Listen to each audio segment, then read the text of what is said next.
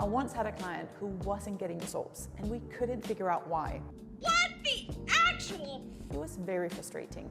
Then one day she mentioned in a message that she actually had 1 or 2 frappuccinos or matcha lattes a day from Starbucks. She hadn't been tracking this at all, and I knew I hadn't seen it in her food diary either. Some drinks are basically like a meal in a cup.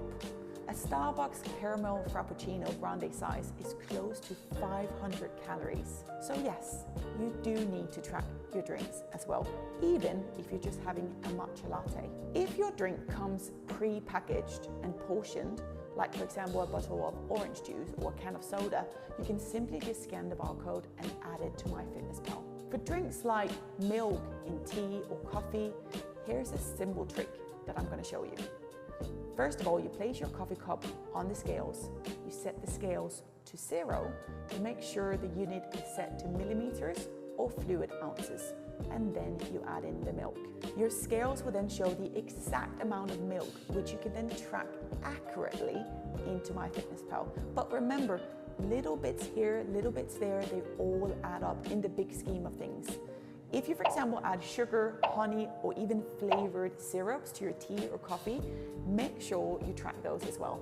Tracking alcohol is usually easy in a bar because all the measurements are standardized. So if you're unsure, simply just ask the bartender for the size. Then look up the drink on MyFitnessPal and track it.